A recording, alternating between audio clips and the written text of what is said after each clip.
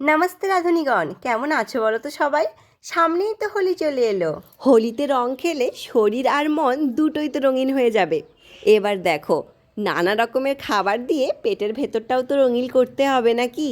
তাই আজকে আমি বানাচ্ছি ভীষণই চটপাটা হোলি স্পেশাল জল ফুলকি। ফার্স্টেই একটু তেঁতুল বাটির মধ্যে দিয়ে জল দিয়ে তাকে ডুবিয়ে দাও। এরপর কিছুটা ধনে পাতা, তোমাদের কাছে থাকলে একটু পুদিনা পাতাও দিতে পারো, একটু আদার কুচি, এবার এখানে রসুন কুচিও দিতে পারো, বাট আমি দিইনি।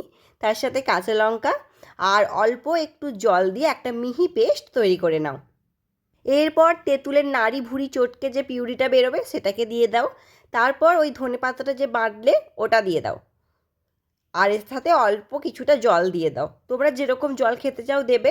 তার সাথে দেবে বিট নুন, নর্মাল নুন, আর অল্প একটু চাট মশলা, আর তার সাথে ভাজা জিরের গুঁড়ো। ঠিক আছে, তোমরা চাইলে এখানে একটু চিলি ফ্লেক্সও অ্যাড করতে পারো। ওকে, তো তারপর এটাকে খুব ভালো করে মিশিয়ে সাইডে সরিয়ে রেখে দিচ্ছি। এখন তো বেশ ঠান্ডা, তাই আমি আর এতে বরফ অ্যাড করিনি, বাট বেশি গরমের সময় বানালে কিন্তু এর মধ্যে একটু বরফও অ্যাড করা যেতে পারে। এরপর একটা বাটিতে কিছুটা পরিমাণ বেসন নাও, তাতে নুন, অল্প একটু কাশ্মীরি লঙ্কার গুঁড়ো আর সামান্য একটু বেকিং সোডা দিয়ে খুব ভালো করে প্রথমে মিশিয়ে নাও। এরপর এর মধ্যে অল্প অল্প করে জল দিয়ে দিয়ে মিশিয়ে নাও। তবে আমার না হাত থেকে জলটা একটু বেশি পড়ে গেছিলো, যে কারণে ব্যাটারটা একটু পাতলা হয়ে গেছিলো, তার জন্য ওটা ভাজার সময় একটু অসুবিধা হচ্ছিল। তো তোমরা না একদম পাতলা করে দিও না, হালকা একটু গাঢ় রাখবে। ঠিক আছে, এটাকে কিন্তু খুব ভালো করে ফ্যাটাতে হবে, যত ভালো ফ্যাটাবে এটা কিন্তু তত বেশি করে ফুলবে। এরপর কড়ার মধ্যে তেল দাও আর অল্প অল্প করে বেসনগুলোকে জাস্ট ভেজে নাও। এই কাজটা কিন্তু তোমরা যে কোনো ডাল দিয়েও করতে পারো, যেমন ধরো মটর ডাল কিংবা মুগ ডাল, এই রকম ধরনের ডাল দিয়েও এই কাজটা করতে পারো। খুব ভালো করে একদম ক্রিস্পি করে কিন্তু বেসনটা ভেজে নিতে হবে। তো যত ভালো করে ভাজা হবে, যতটা ক্রিস্পি হবে এবং ফুলবে, ভেতরে ওই টক জলটা কিন্তু ততটাই ভালোভাবে ঢুকবে। আচ্ছা, তোমাদেরকে কি সব সময় বলতে হবে সাবস্ক্রাইব করার কথা? করে দাও না সাবস্ক্রাইবটা।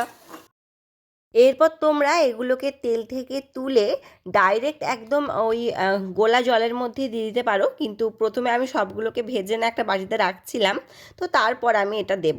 তো তোমরা চাইলে একদম টক জলের মধ্যেই এটা চুবিয়ে দিতে পারো। ঠিক আছে, এরপর একে একে আমি সমস্ত যে বেসনের বড়াগুলো ভেজেছিলাম সেগুলো এর মধ্যে দিয়ে দিলাম। এবার গার্নিশের জন্য ওপর থেকে সামান্য একটু পেঁয়াজ কুচি দিলাম। তোমরা যদি দোলের দিন বানাও তো সেক্ষেত্রে পেঁয়াজ দিতে পারবে না, কারণ সেদিন পূর্ণিমার নিরামিষ হয় বাঙালি বাড়িতে। তো তারপর দিলাম একটু ধনেপাতা কুচি, আর ওপর থেকে সামান্য একটু চাট মশলা আর অল্প একটু ভাজা জিরের গুঁড়ো ছড়িয়ে দিলাম। ঠিক আছে, তো এর ওপরে তোমরা একটু চিলি ফ্লেক্সও ছড়াতে পারো, দেখতে আরও বেশি ভালো লাগবে।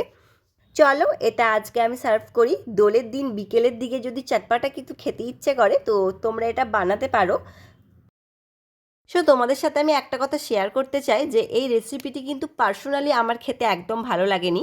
তো তোমরা অল্প একটু করে প্রথমে ট্রাই করে দেখো, যদি ভালো লাগে তখন বেশি করে বানিও। ঠিক আছে, সবার তো টেস্ট সমান না, আমার ভালো লাগেনি, তোমাদের তো ভালো লাগতেই পারে, কারণ এটা কিন্তু বেশ চটপাটা খেতে। ঠিক আছে, আজ এটুকুই। দোল পূর্ণিমার সবাইকে অনেক অনেক শুভেচ্ছা। সবাই খুব ভালো করে রং খেলো। Bye bye.